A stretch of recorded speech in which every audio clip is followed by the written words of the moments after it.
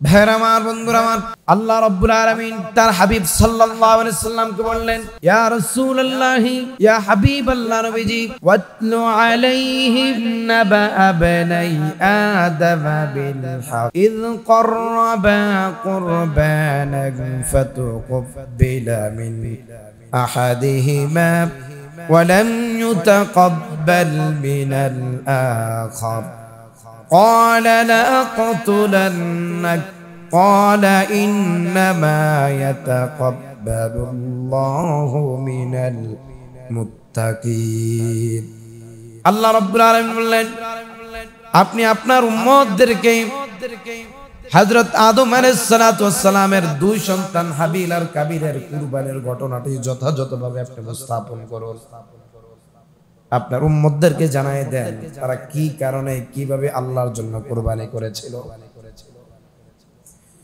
ইয ক্বাররাবা কুরবানান ফাতুকব্বিলা মিন আহাদিহিমা, তাদের দুইজনের মধ্য থেকে আল্লাহ রাব্বুল আলামিন একজনের কুরবানি কবুল করেছিলেন, ওয়া লাম ইউতাকাব্বাল মিনাল আখার, অপরজনের কুরবানি আল্লাহ কবুল করে নাই।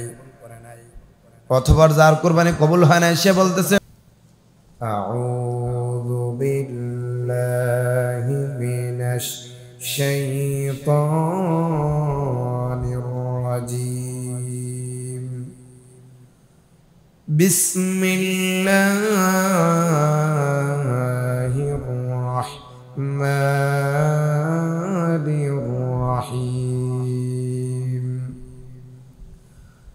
ওয়াতলু আলাইহিম নাবা বানাই আদম বিল হক إذ قربا قربانا فتقبل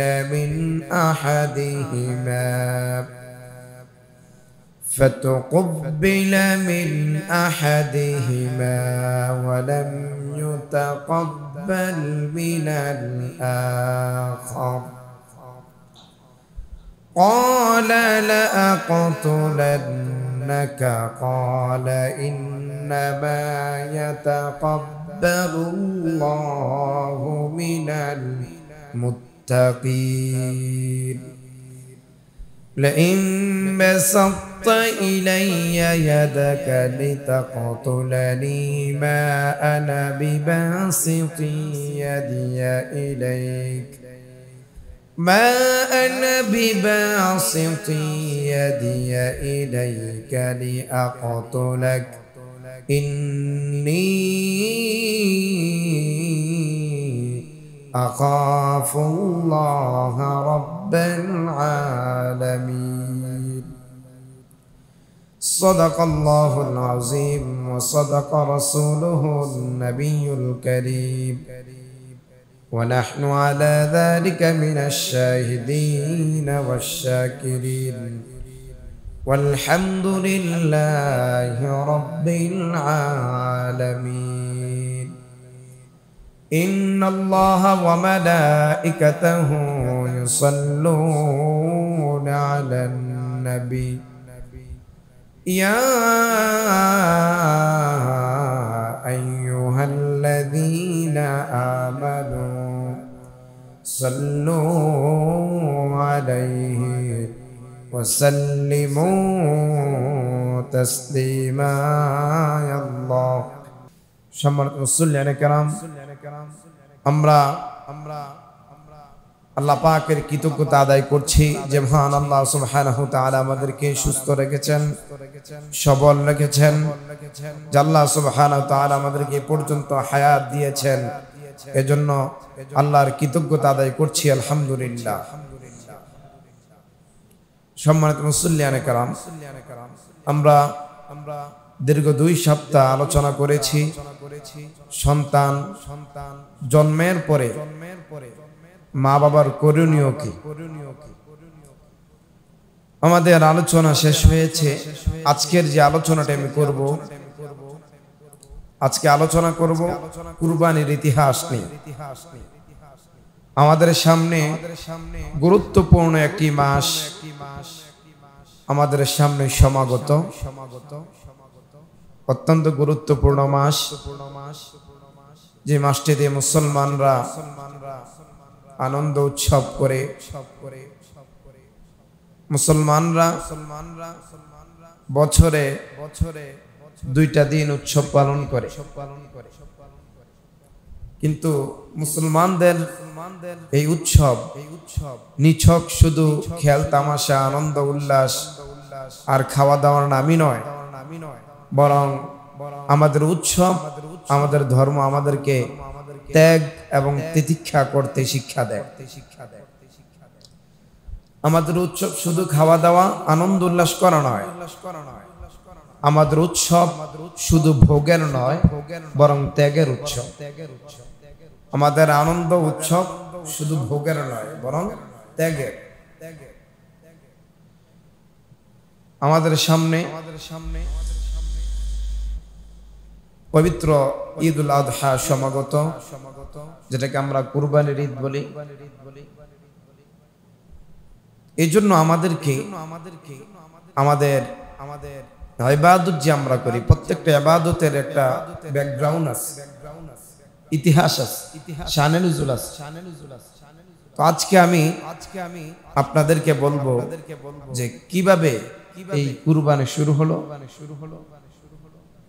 এর সামান্য ইতিহাস তুলে ধরার চেষ্টা করব, যদি আল্লাহ আমাকে তৌফিক দেয়। সকলে বলেন আমিন। ভাইয়ের আমার, আমি বলেছি যে আমাদের ঈদ আনন্দ এগুলো নাচানাচি লাফালাফি ফালাফালি নয়, শুধু নিজে ভোগ করলেন নিজে খেলেন এটা নয়। আমাদের উৎসব হচ্ছে ত্যাগের। আপনি চিন্তা করলে দেখবেন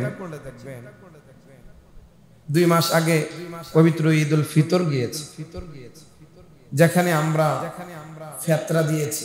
প্রত্যেকে ফিতরা দিয়েছে না? যাকাত আদায় করেছি। রাসূল সাল্লাল্লাহু আলাইহি ওয়াসাল্লাম বলেছেন, তোমরা ঈদগাহে প্রবেশের পূর্বে ঈদের নামাজের আগেই তোমরা ফিতরা দিয়ে দাও, যেটা আমরা দিয়েছি। এখানে একটা মেসেজ, আপনি একা আনন্দ উৎসব করবেন এটা হবে না। যারা গরিব দুঃখী আছে তারাও যেন কিছু পায়। এই জন্য আমি বললাম আমাদের উৎসবগুলো, আমাদের আনন্দগুলো শুধু ভোগের নয় বরং ত্যাগের।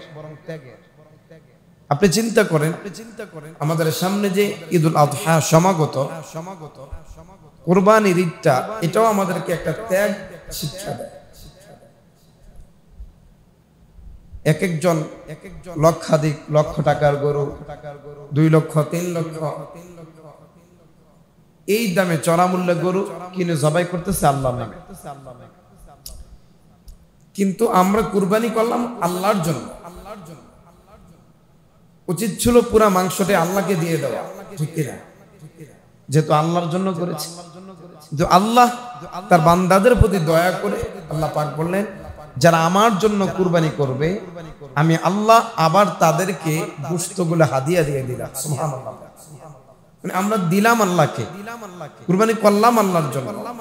আল্লাহ আবার বললেন, যাও আমি খুশি হয়ে গেলাম, সব তুমি পেয়ে যাবা, আবার গোশত তুমি খাও। সুবহানাল্লাহ।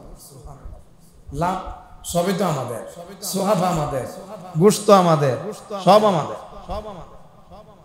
এখান থেকেও কুরবানির মধ্যে একটা ত্যাগ শিক্ষা আছে, যে আপনি ত্যাগ করেছেন, আপনার আত্মীয় স্বজনকে দিচ্ছেন, পাড়া প্রতিবেশী সমাজের যারা গরিব দুঃখী আছে তাদেরকেও দিচ্ছেন, ঠিক কিনা? এখান থেকেও আমরা একটা মেসেজ পাই যে আমাদের আনন্দ আর আমাদের উৎসব শুধু ভোগের নয় বরং ত্যাগের। ভোগে সুখ নয়, ত্যাগেই সুখ। কিন্তু এই কুরবানি চলে গেলে আমরা যাতে এইটা না হয় যে শুধু ভোগ করব ত্যাগ করব না। কুরবানির বাহিরেও কুরবানির এই ত্যাগের যে বিশাল একটা পরীক্ষা, আল্লাহ তাআলা এটা নিয়ে আমাদেরকে একটা ট্রেনিং দেওয়া, যে তুমি ত্যাগ করো, মানুষকে দাও, দান সাদাকা করো, নিজে খাও, সম্পদ পুঞ্জীবিত করো। এজন্য ভাইয়ের আমার, ইবাদত প্রথমত 2 প্রকার। বলেন ইবাদত কত প্রকার? একটা হচ্ছে ইবাদতে মালি, আরেকটা হচ্ছে ইবাদতে বদনি।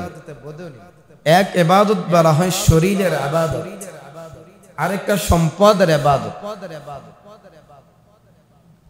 আরেকটি ইবাদত আছে সম্পদ আর শরীর দুইটা মিলে করতে হয়।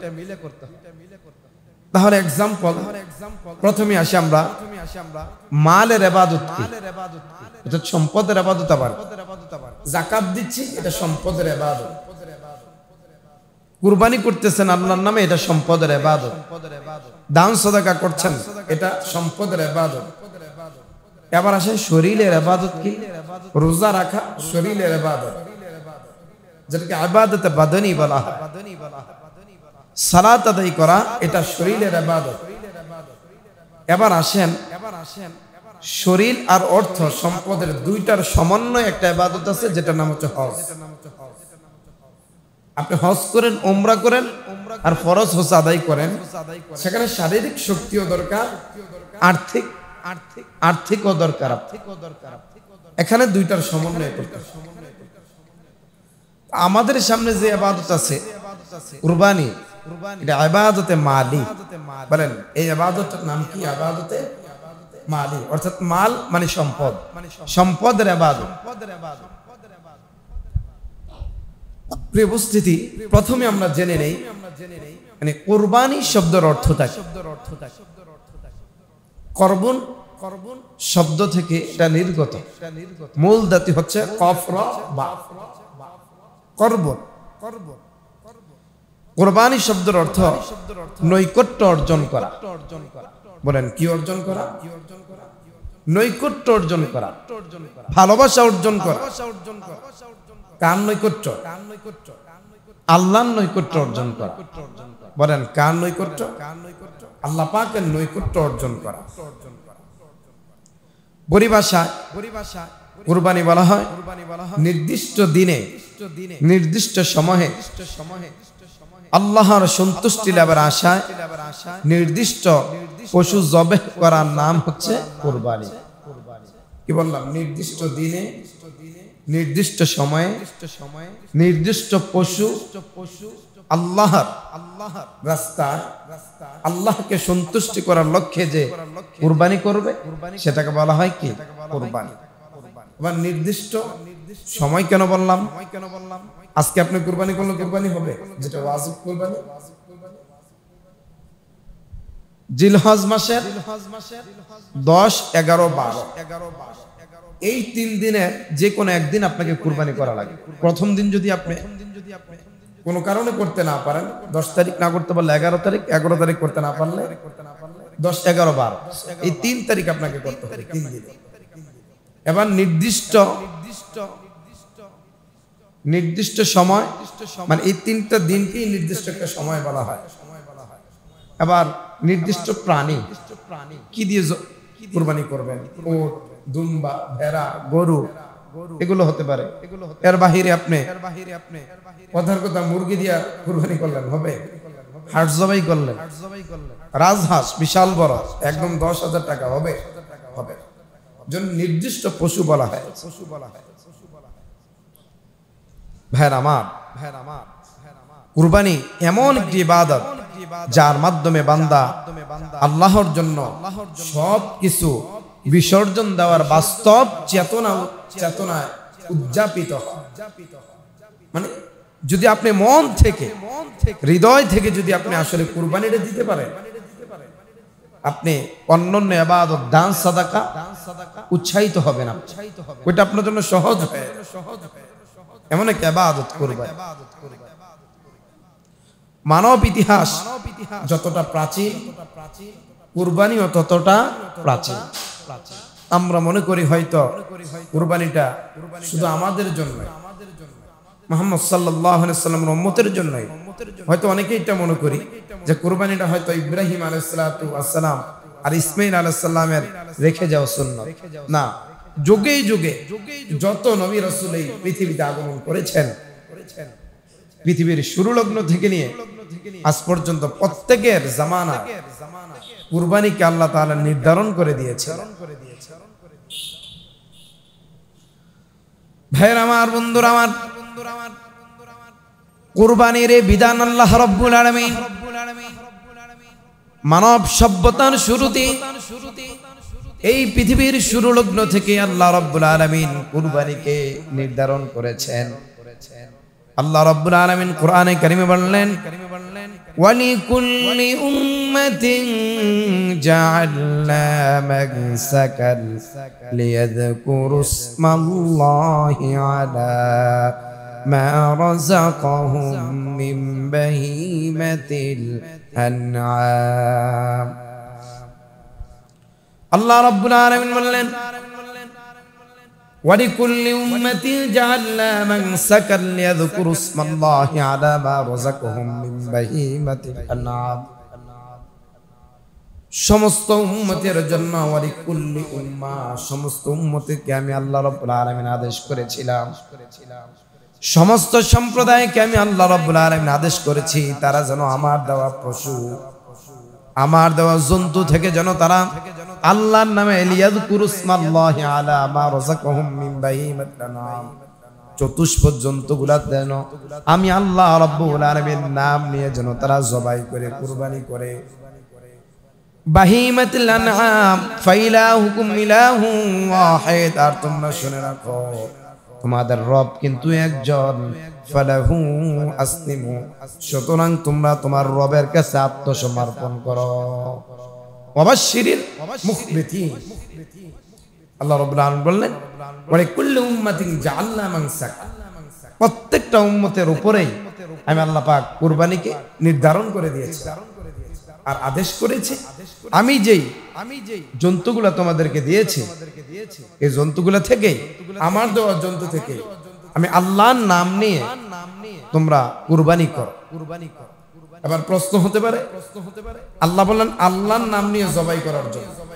এবার কোন পশু যদি আল্লাহর নাম ছাড়া গায়রুল্লাহ, অর্থাৎ আল্লাহর নামের ব্যতীত অন্য কোন দেবদেবীর নামে, অন্য কোন মানুষের নামে যদি কোন পশু জবাই করা হয়, ওই পশু খাওয়া জায়েজ নাই, হারাম।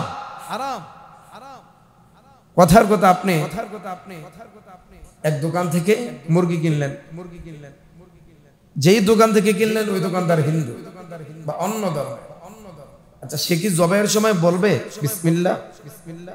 তাহলে এখন এই পশুটা খাওয়া জায়েজ হবে? ফতোয়া দেন না জায়েজ হবে?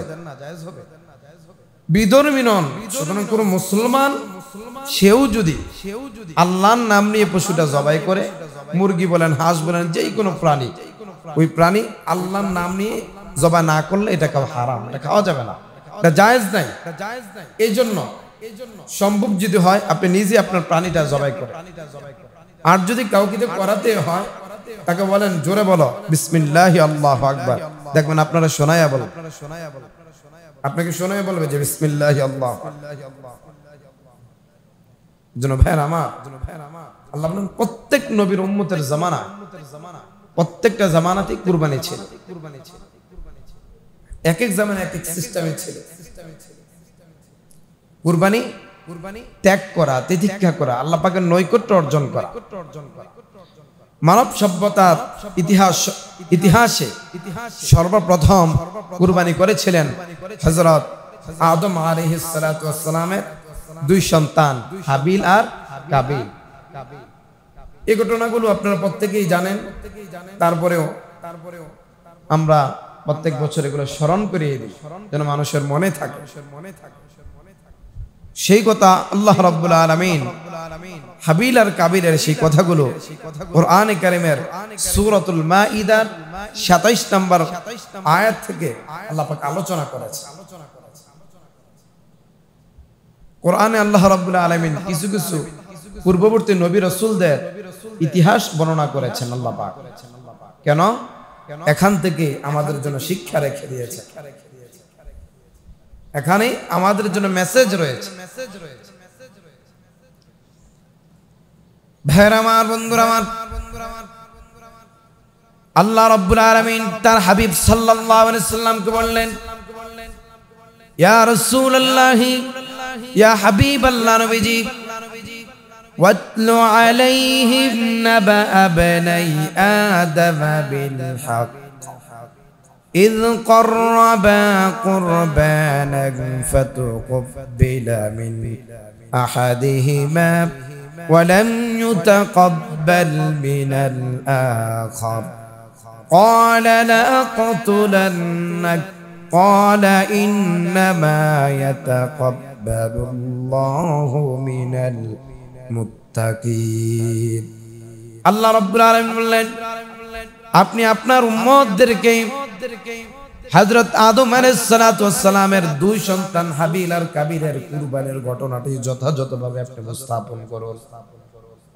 আপনার উম্মতদেরকে জানায় দেন তারা কি কারণে কিভাবে আল্লাহর জন্য কুরবানি করেছিল। ইয কররাবা কুরবানান ফাতুকব্বিলা মিন আহাদিহিমা, তাদের দুইজনের মধ্য থেকে আল্লাহ রাব্বুল আলামিন একজনের কুরবানি কবুল করেছিলেন, ওয়ালাম ইউতাকাব্বাল মিনাল আখার, অপরজনের কুরবানি আল্লাহ কবুল করে নাই। অথবা যার কুরবানি কবুল হয় নাই সে বলতেছে ক্বালা লা আকতুলান্নাক, আমি তোমাকে হত্যা করব। তুমি আমাকে হত্যা করতে পারো, কিন্তু আল্লাহ তো সবার কুরবানি কবুল করে না, যারা মুত্তাকি তাদের। এবার আসেন এর পিছনের একটা ঘটনা বলি। কোরআনে আল্লাহ রাব্বুল আলামিন বিভিন্ন বিষয়ে ইঙ্গিত দিয়েছেন, বিস্তারিত আলোচনা করেন। কোরআন তো বিশাল বড় এক সমুদ্র। ভাইরা আমার, যেহেতু পৃথিবীর শুরু লগ্ন থেকেই আল্লাহ পাক দুইজন মানুষকে সৃষ্টি করেছেন, সাইয়েদুনা আদম আলাইহিস সালাতু ওয়াস সালাম আর হাওয়া আলাইহাস সালাতু ওয়াস সালাম। এই দুইজনের মধ্যে থেকেই পৃথিবীতে মানুষের আগমন, মানুষের সৃষ্টির সূচনা তারা দুইজন। সিস্টেমটা ছিল এমন, যমজ বাচ্চা হবে একই সাথে দুইজন, একজন হবে ছেলে একজন হবে মেয়ে। যেই দুইজন একই সাথে জন্মগ্রহণ করলো তারা থাকবে ভাই বোন। আবার যখন পরে বাচ্চা ভূমিষ্ঠ হবে আবার দুইজন, একজন ছেলে একজন মেয়ে। বিয়ের সিস্টেমটা যেহেতু ভাই বোনে বিয়ে এখন জায়েজ নাই, তখন যেহেতু কোনো মানুষের ছিল না, কিছু সময়ের জন্য আল্লাহ রাব্বুল আলামিন ভাই বোনের মধ্যে বিয়েটা বৈধ করেছিলেন। তবে আপন ভাই বোন ছিল তারা যারা একই সাথে জন্মগ্রহণ করেছে। আল্লাহ তাআলা বিয়ের সিস্টেমটা দিয়েছেন করস। প্রথম যে সন্তান ছেলে সে বিয়ে করবে, দ্বিতীয়বার যে কন্যা সন্তান জন্মগ্রহণ করবে তাকে, দ্বিতীয় যে ছেলে সন্তান জন্মগ্রহণ করবে ওই দ্বিতীয় সন্তানটা বিয়ে করবে প্রথম যে কন্যা সন্তান জন্মগ্রহণ করেছে তাকে। মানে আল্লাহ তাআলা করস করে দিয়েছে। হাবিল আর কাবিল, হাবিল ছিল অত্যন্ত নরম প্রকৃতির মানুষ, কাবিল ছিল একটু মেজাজ। হাবিলের বাগে যে মেয়েটা পড়েছে এটা ছিল সুন্দরী, কাবিলের বাগে যেটা পড়েছে আল্লাহর বিধান অনুযায়ী সেটা ছিল দেখতে কালো, সুন্দর না। হযরত আদম আলাইহিস সালাতু ওয়াস সালাম যখন তাদেরকে এই মেসেজটি দিলেন যে এভাবে তোমাদের বিয়ে হবে, কাবিল চিন্তা করলেন যে আপনি হাবিলকে ভালোবাসেন, এই জন্যই হাবিলের বাগে সুন্দর নারী দিয়েছেন আর আমাকে দিয়েছেন কালো। তো এবার এমন ভাবে আল্লাহ তাআলা নির্ধারণ করলেন যে ঠিক আছে, যেহেতু আপনার দোষ দিয়েছে বাবা হিসাবে যে আপনি তাকে বেশি ভালোবাসেন, এই জন্য তাকে সুন্দরী দিয়েছেন, সুন্দরী মেয়েটা। এবার আপনি কাজ করেন, তাদের দুইজনকে বলেন তারা যেন আল্লাহর নামে কুরবানি করে। এখানে তো আপনার কোনো হাত নাই, আল্লাহর নামে কুরবানি করবে। যার কুরবানি আল্লাহর পছন্দ হবে, যার কুরবানিটা আল্লাহ কবুল করবেন, সে বিয়ে করবে সুন্দরী নারীটাকে। দুইজনকে বললেন দুইজনে কুরবানি করে। হাবিল তখন মেষ চড়াতেন, তার কিছু বকরি ছিল, তিনি বকরি থেকে কয়েকটা বকরি কুরবানি করলেন। আর কাবিলের ছিল শস্য, ক্ষেত খামার করত, তিনিও তার কিছু শস্য পাহাড়ের উপরে রেখে দিলেন, পশুগুলো পাহাড়ের উপরে রেখে দিলেন। ওই সময় কুরবানির সিস্টেম ছিল যার কুরবানিটা আল্লাহ পাকের পছন্দ হবে, কবুল হবে, আকাশ থেকে একটা অগ্নি এসে ওই কুরবানির বস্তুটাকে জ্বালিয়ে পুড়িয়ে ভস্ম করে জ্বালিয়ে দিন। হাবিলের পশুকে আকাশ থেকে আগুন এসে জ্বালিয়ে একদম ভস্ম করে দিয়েছে। তার মানে হাবিলের কুরবানি আল্লাহ কবুল করেছে, আর কাবিলের কুরবানি আল্লাহ কবুল করে না। তখন কাবিল বলতেছে ইয কররাবা কুরবানান ফাতুকব্বিলা মিন আহাদিহিমা ওয়া লাম ইউতাকাব্বাল মিনাল আখার। আল্লাহ বললেন তাদের দুইজন থেকে একজনের কুরবানি আমি কবুল করলাম। ক্বালা লা আকতুলান্না, কাবিল বলতেছে আমার কুরবানি তো কবুল হয় নাই, তুমি সুন্দর মেয়ে পাইবা, আমার রাস্তা একটা আছে তোমাকে হত্যা করা। যদি তোমাকে আমি হত্যা করি তাহলেই আমি সুন্দর নারীকে বিয়ে করতে পারব। তখনই হাবিল বললেন আমাকে হত্যা করে লাভ নাই। ক্বালা ইন্নামা ইয়াতাকাব্বালুল্লাহু মিনাল মুত্তাকিন, তোমার কুরবানি আল্লাহ কবুল করে নাই, কারণ তুমি একজন নারীর লোভে কুরবানি করেছো সুন্দর নারীকে পাওয়ার জন্য, আর আমি কুরবানি করেছি আমার আল্লাহ সন্তুষ্টির জন্য। সুবহানাল্লাহ। একমাত্র ক্বালা ইন্নামা ইয়াতাকাব্বালুল্লাহু মিনাল মুত্তাকিন, আল্লাহ শুধুমাত্র মুত্তাকিদের কুরবানি কবুল করে। যারা মানুষ দেখানো কুরবানি করে, লোক দেখানো কুরবানি করে, যে মানুষ আমাকে বলবে যে বিশাল বড় গরু কুরবানি করলাম, তাদের কুরবানি আল্লাহর দরবারে কবুল হবে না। যারা এই চিন্তা কুরবানি করবে, আরে যদি কুরবানি না করি শ্বশুর বাড়ির লোক কি বলবে, মেয়ের জামের বাড়ির লোকেরা কি বলবে, এলাকাবাসী কি করবে, আর আমি একজন প্রভাবশালী মানুষ, সবার বড় গরু কুরবানি না দিলে মানুষ কি বলবে, এই চিন্তা করে কুরবানি দিলে আপনার কুরবানি আর কাবিলের কুরবানি সমান হয়। আপনার কুরবানি আর হাবিলের কুরবানি এক। হ্যাঁ, আপনি বড় গরু দেখে, চমৎকার গরু দেখে, লাল বর্ণের গরু দেখে এই নিয়ে তো কুরবানি দেন, যেহেতু আল্লাহর রাস্তায় কুরবানিটা দেবই, আল্লাহকে যেহেতু আমি হাদিয়াটা দেব, আল্লাহ যত বড় তাকে তত বড় হাদিয়া দেওয়ার দরকার। এর জন্য আল্লাহকে তো আমরা খুশি করতে পারবো না, কিন্তু আল্লাহ বান্দার ছোট ছোট আমলের দ্বারা খুশি হয়ে যায়, আল্লাহকে দিয়ে আপনি শেষ করতে পারবেন। এর জন্য আল্লাহ খুশি হয়ে যাবে বান্দা যখন এই নিয়ত করবে যে আমি সুন্দর সুঠাম দেহের অধিকারী, আমার সামর্থ্য অনুযায়ী সবচেয়ে সুন্দর গরুটা আমি কুরবানি করলাম, তখন আল্লাহ বলেন তার কুরবানিটা আল্লাহর কাছে আরো চমৎকার ভাবে কবুল হয়। সুবহানাল্লাহ। লোক দেখানো না, আল্লাহকে খুশি করার জন্য।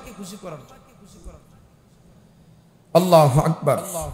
অথবা লা ইন বাসাত্তা ইলাইয়া ইয়াদাকা লিতাকতুলানি মা আনা বিবাসিতি ইয়াদি ইলাইকা লিয়াকতুলা, কাবিল হাবিলের দিকে হাতটা বাড়িয়ে তাকে হত্যা করে। অতঃপর হাবিল বলতেছে ইন্নী আখাফুল্লাহ রাব্বাল আলামিন, আমাকে হত্যা করতেছো, তুমি আল্লাহকে ভয় করো, আমাকে হত্যা করে কোনো লাভ নাই। ইন্নী আখাফুল্লাহ রাব্বাল আলামিন। আচ্ছা বলেন তো, এই যে আমাদের দেশে দুনিয়াতে যত মার্ডার হয়, হত্যা হয়, কারোর মধ্যে যদি আল্লাহর ভয় থাকতো সে কি মানুষকে হত্যা করতে পারতো? এই আয়াত আপনার জন্য যথেষ্ট, কাউকে হত্যা করা। এখন নিউজ দেখলে অমুক জায়গা একদম হত্যা তো করে, কেমন হত্যা, গোশত টুকরা টুকরা করে। আপনারা নিউজ দেখেন না, গোশত টুকরা টুকরা করে টাঙ্কির ভিতরে, গোশত টুকরা টুকরা করে লাগেজে করে নিয়ে যায়। আশ্চর্য, মানুষের কাতারে নাই। ইন্নী আখাফুল্লাহ রাব্বুল আলামিন। হ্যাঁ, যেই দেশের মানুষের মধ্যে আল্লাহর তাকওয়া আর আল্লাহর ভয় ঢুকে যাবে, ইন্নী আখাফুল্লাহ রাব্বুল আলামিন, ওই দেশে পুলিশও লাগে না, প্রশাসনও লাগে না। আপনি পুলিশ আর প্রশাসন দিয়ে কতক্ষণ আপনাকে কন্ট্রোল করা সম্ভব? আপনার ঘরে কি পুলিশ থাকে? এই এলাকাতে রেগুলার পুলিশ আসে? ইন্নী আখাফুল্লাহ রাব্বুল আলামিন, যারা আল্লাহকে ভয় করবে, আরে তারা তো মানুষ হত্যা দূরে থাক, যে কোনো জীব বা মানুষকে কষ্ট দেওয়ার ক্ষেত্রে তারা চিন্তা করবে আমার দ্বারা কেউ কষ্ট পায়। ইন্নী উরিদু আন তাবুআ বিইসমি ওয়া ইসমিকা ফাতাকুনা মিন আসহাবিন নার, তুমি আমাকে হত্যা করো, হত্যা করে আমার যত পাপ আছে তোমার কাঁধে নাও, আর এই পাপগুলো নিয়ে তুমি জাহান্নামে চলে যাও। হাবিল বলতেছে কাবিল যে ঠিক আছে, আমাকে হত্যা করতেছো, আমার যত পাপ আছে তুমি নিয়ে নাও। ফাতাকুনা মিন আসহাবিন নার ওয়া যালিকা জাযাউল যালিমিন। এভাবেই আল্লাহ পাক যারা জালেম তাদেরকে পুরস্কার দেয়। ওই সমস্ত পাপগুলা কাবিলের কাঁধে দিয়ে দেয়। তাই বলেন তো, পৃথিবীর এই যে ফিতনাটা, সর্বপ্রথম ফিতনা সৃষ্টি হয়েছে কিসের কারণে? নারীর কারণে। এখনো আজও যত ফিতনা দেখবেন, যত মার্ডার দেখবেন, ইতিহাস তালাশ করলে দেখবেন পিছনে একজন নারী আছে। প্রত্যেকটা মার্ডারের পিছনে প্রায় অধিকাংশ, যারা এগুলো আপনারা মিডিয়াতে আছেন দেখেন, আপনি ভালো বলতে পারবেন যে আবুল কালাম ভাই আছে, যেহেতু এই সাইডে আছে। প্রত্যেকটা মার্ডারের পিছনে একজন নারীর হাত থাকে। নারীর লোভে পড়ে মামলা হচ্ছে, জেলে যাচ্ছে। যখন কোনো মানুষকে আর কোনো বশ করা যায় না, তখন নারী দিয়ে তাকে বশ করা সম্ভব। এজন্য ভাইয়েরা আমার, নারী থেকেও আমাদেরকে হেফাজতে থাকা চাই। আল্লাহু আকবার। তাহলে আমরা জানলাম পৃথিবীর সর্বপ্রথম যে কুরবানির ইতিহাসটা, এটা শুরু হয়েছে আদম আলাইহিস সালাতু ওয়াস সালাম থেকে। ভাইরা আমার, আব্দুল্লাহ ইবনে মাসউদ রাদিয়াল্লাহু তাআলা আনহু তিনি একটি হাদিস বর্ণনা করেছেন যে পৃথিবীর শুরু থেকে নিয়ে কিয়ামত আগ পর্যন্ত যত মানুষকে হত্যা করা হবে অন্যায়ভাবে যত মানুষকে হত্যা করা হবে, এই হত্যার একটা গুনাহের ভাগীদার হবে কাবিল। কারণ সে মানুষকে হত্যা শিখিয়েছে। কি বললাম বলেন তো? কোন মানুষকে যদি অন্যায়ভাবে হত্যা করা হয়, এই হত্যার গুনাহের একটা পার্সেন্টেজ পাবে কাবিল। আপনি যদি দুনিয়াতে ভালো কাজ করে যান, যেটাকে সাদগে জারিয়া বলা হয়, একটা মসজিদ নির্মাণ করেছেন, কথার কথা, কবরে যাওয়ার পরে আপনি সব পাবেন কি পাবেন না। এর বিপরীতে যদি আপনি একটা সিনেমা হল তৈরি করে যান, সব যাবে না, গুনাহ যাবে। গুনাহেরও সাদগে জারিয়া আছে। ভাইয়ের আমার, বর্তমানে আমরা কুরবানি করে থাকি জিলহজ মাসের 10, 11, 12 3 দিন। এই কুরবানিটা হচ্ছে ইব্রাহিম আলাইহিস সালাতু ওয়াস সালামের রেখে যাওয়া সুন্নাহ, ইসমাঈল আলাইহিস সালাতু ওয়াস সালামের ফিতরা। কিন্তু কুরবানির ইতিহাস কিন্তু প্রাচীন। আমরা যেটা করি ওয়াজিব মনে করে, এটা হচ্ছে ইব্রাহিম আলাইহিস সালাতু ওয়াস সালাম রেখে যাওয়া সুন্নাহ। আপনি চিন্তা করলে দেখবেন, কুরবানি যখন আসে, কিছু কিছু নাস্তিক মুরতাদ, কিছু কিছু ইসলাম বিদ্বেষী, তারা বলে যে প্রাণী হত্যা করা হচ্ছে, তখন তাদের দরদ উতলায় ওঠে। কি বলে? যে পশু নিধন বলা হয়, এটা ইসলাম বিদ্বেষী, বলে এটা মানবতা বিরোধী। নাউজুবিল্লাহ। অন্য ধর্মের